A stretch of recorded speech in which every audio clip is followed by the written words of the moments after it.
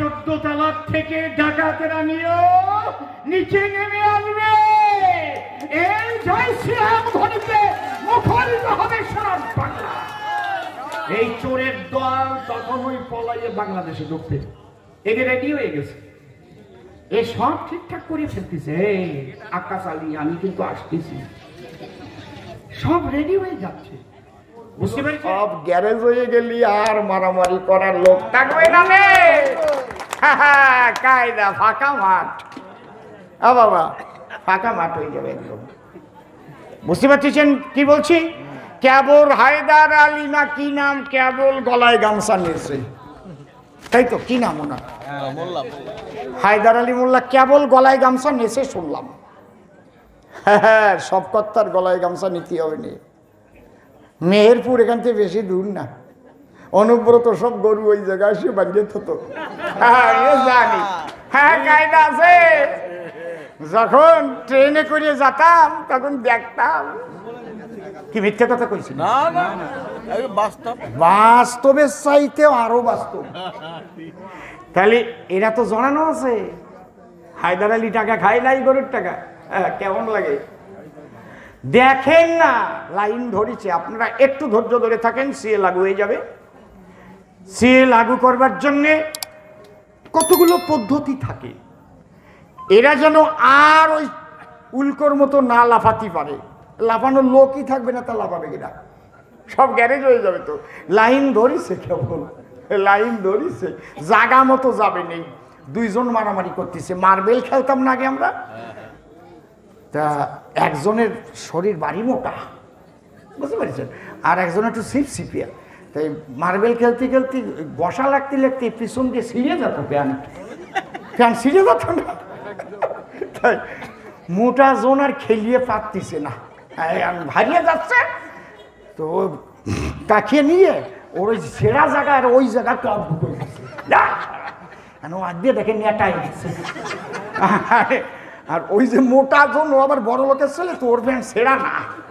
ও যখন দৌড় দিয়েছে, ও আবার পিছন থেকে কাকিয়ে কুকে নিয়ে এই জায়গায় একেবারে শিরদার আর মাঝখানে দেশে ফেলাই।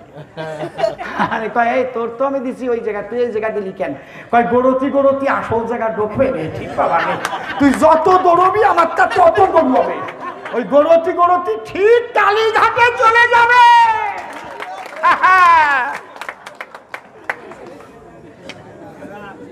এখন সিবিআই আর ইডি খুব সন্তর্পণে অ্যারেস্ট করছে, বারবার ডাকছে। কেন? অ্যারেস্টের পরে যেন প্রমাণ ব্যতিরিকে এভিডেন্স যদি না থাকে তাহলে তাকে জেলে ধরে রাখা যায় না। কোর্ট হচ্ছে নিরপেক্ষ, সিবিআই নিরপেক্ষ, ইডিও নিরপেক্ষ, এরা কোনো দলের কথা শোনে না। সিআইডি দিদি এইবার সেটা তো এখন দেখাই যাচ্ছে। এই জন্যে বারবার বারবার ডাকছে, আসছে না। তার মানে ভয় আছে। আমি তোমাকে ডাকছি, আসছো না, তার মানে ভয় আছে।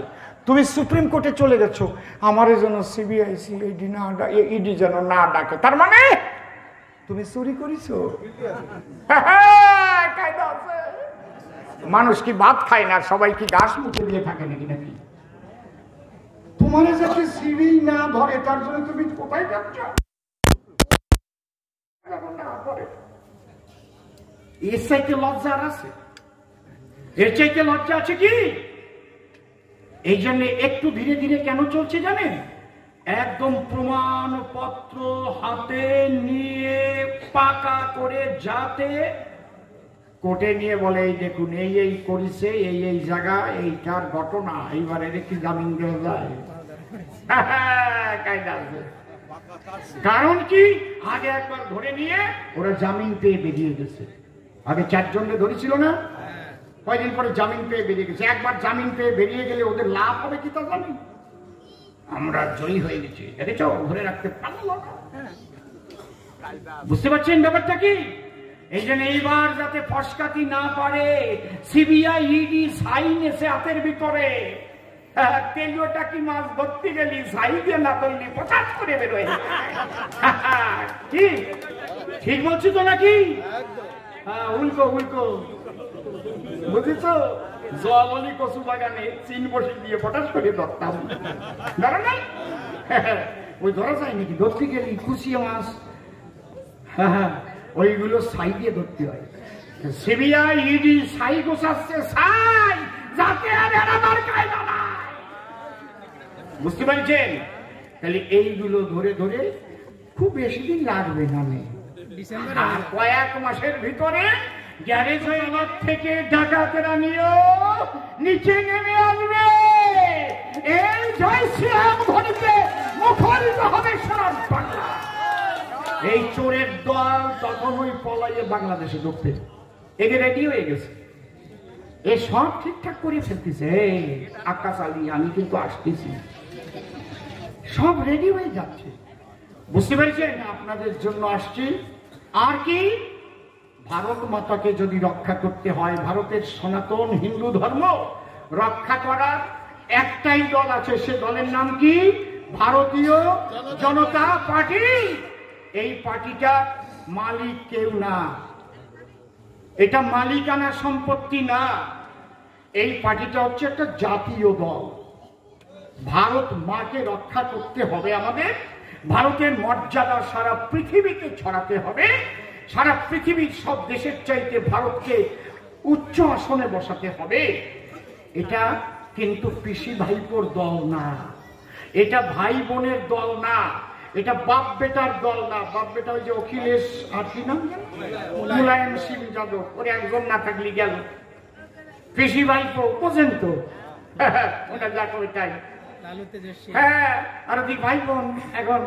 আরে আজকে একটা ছবি দেখলাম, সত্যি না মিথ্যা আমি জানি না, ওই যে মেয়েটা পাকিস্তান জিন্দাবাদ বলেছিল, সেই মেয়েটা দেখলাম রাহুল গান্ধীর বুকের মধ্যে। তার মানে ব্যাপারটা কি? পাকিস্তান জিন্দাবাদ বলছে, আর কংগ্রেসে রাহুল গান্ধীজি তিনি তাকে নিয়ে চলছেন। চলবেই, উপায় কিছু নেই, কারণ ওদের আগে যদি অ্যানালাইসিস করা যায় তাহলে আপনারা সেগুলো বুঝতে পারবেন। আমি কারো ব্যক্তিগত জীবন নিয়ে আলোচনা করতে যাব না। কে কেউ কোথায় জন্ম নিয়েছে, কার কয়টা স্বামী ছিল না কি ছিল, ওদের আমার দরকার নাই। কার বাপ কেনা না কি ব্যাপার, ওদের আমার দরকার নাই। আমি দেখবো বাংলার জন্য, উদ্বাস্তুর জন্য, সারা ভারতবর্ষের কল্যাণের জন্য কে কি করছে, আমরা তার সঙ্গে থাকবো, আমরা তার সঙ্গে থাকবো। তাই তো নাকি? এইবার 18 সালে পঞ্চায়েত নির্বাচন হয়েছিল, বাড়ি কষ্টে নমিনেশন সাবমিট করতে দেয় নাই, তাই তো? নমিনেশন সাবমিট যারা করেছে সেগুলোকে উইথড্র করাইছে, ভোট দিতে দেয় নাই। তারপরেও মানুষ যেটা যে কয়টারে দিছিল গণনা কেন্দ্রে, সেখানে যারা জিতেছে জোর করে সার্টিফিকেট গুলো তাদের না দিয়ে হারালো সার্টিফিকেট দিয়েছে। তখন কি আপনাদের একজন এমএলএ ছিল? এই ছিল নাকি? এমপি ছিল? ওই যে দাঁড়ায় রয়েছে দেখছেন, AK-47 নিয়ে ছিল বৈকিশির।